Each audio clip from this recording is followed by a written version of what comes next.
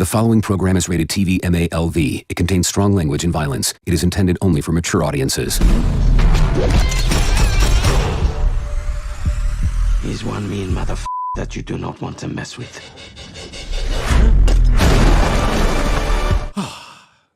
Sisu, go see it. It's brilliant.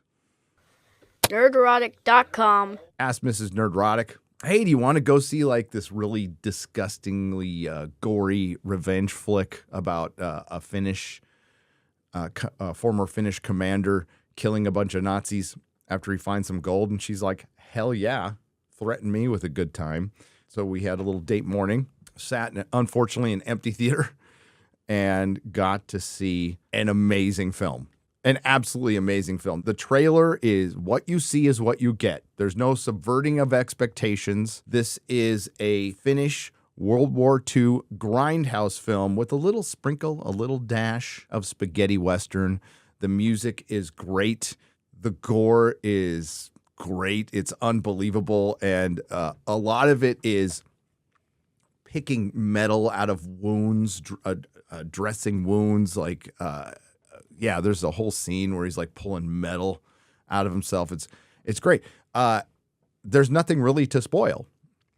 A former Finnish commander whose family was killed by Russians, and then he killed a bunch of Russians, finds some gold, needs to go to the nearest bank, which is like 500 miles away. And in between him and the bank are a platoon of Nazis. Towards the end of World War II, he's got a cute little dog with him. At first, he's riding a horse. Horse doesn't last long, we'll just say. Everything looks very lived in and real in this, but don't expect like too much reality. Like, again, the story is very simple. This dude will not stop. The whole definition of the word sisu apparently in Finnish means basically somebody who just doesn't give up. I hope I'm getting that right because I'm not Finnish. But the Nazis, it looks like they've been in a war for years. Everybody's dirty and grimy, and like half their uniforms are gone. And it's like, whatever they found, some spoils, and some of those spoils are women. They have a truckload of women that the Nazis regularly get down to business with without consent. We'll just say without consent. These poor women are prisoners. They're used to walk. A couple of them are used to walk across a minefield, but not before they use some of their own soldiers to walk across a minefield that they put. You see the scene in the trailer where it's like, how many mines did we bury here? All of them. I keep wanting to call him Sisu, and they say his name, and I can't remember his name. Sorry. We'll just say the guy. You learn throughout the film, like, basically what his background is. There's not much. There's, family died, became a one-man killing machine, became basically ungovernable, and he so even the Finnish army's like, we're just going to send this guy out on his own missions, and he just goes out, and they said he killed upwards of 300 Russians, and now he's going to kill some Nazis. He's just on his own at this point. He's a one-man killing machine, and the Russians had a word for it, and I don't know the word in Russian now, but they called him the Immortal. And we see why. Is there a supernatural element? There has to be, with some of the logic of what happens in this film, because this guy he survives so much crazy shit. But it's not like he's like dusting him off. He's limping around. He gets shot. He gets stabbed. He gets blown up. And yeah, it's in a plane crash. So it's just pure. The great thing about this, why Wolverine is one of my favorite superheroes is not necessarily, his healing power is his greatest asset over the adamantium, and his utter will.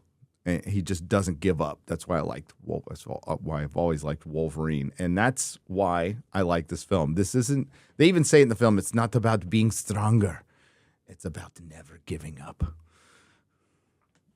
Which is a strength. And he just never gives up, even when he's being hanged which you'll just have to wait for that scene. Holy crap.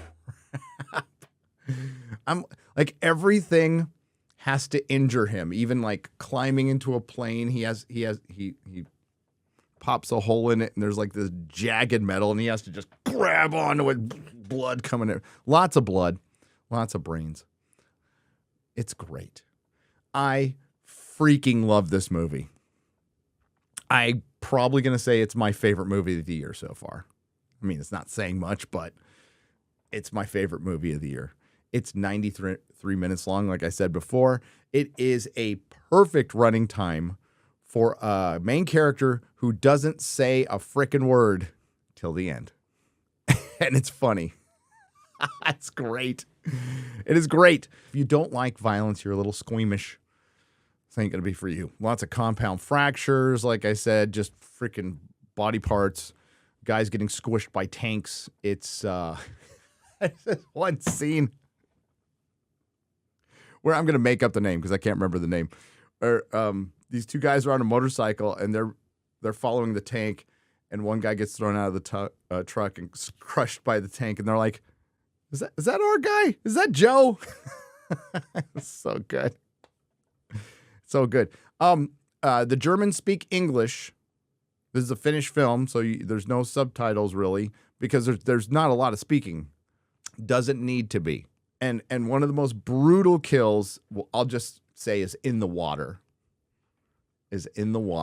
You'll just have to wait and see. So if you like this kind of movie, you want to see some kick-ass, testosterone-filled action, this is the movie to see. I freaking loved it. We need a lot more of this. If Hollywood doesn't recognize this, then independent filmmakers will recognize this because, quite frankly, action films are a lot cheaper, especially on such a small scale. There's actually some beautiful shots in this. There's some beautiful shots in this film. But, you're just using a landscape. Sure, there were some effects like a town burning, but not much. You're not using volume and you're not basically animating a film. Action films are just cheaper to make. They're just cheaper to make. And if people have which they do, they have a hunger for them, they will go see them. They will be more profitable, so studios don't have to spend, or an independent filmmaker doesn't need to spend hundreds of millions of dollars. You can make a solid action film. This is still a hell of a lot of money. For Hollywood standard size, for $50 million, if you're an independent filmmaker, you can do it for much cheaper because if you're working outside the system, then you are not bound by these ridiculous unions and their ridiculous regulations that drive costs way the hell up. I'm not a fan of unions.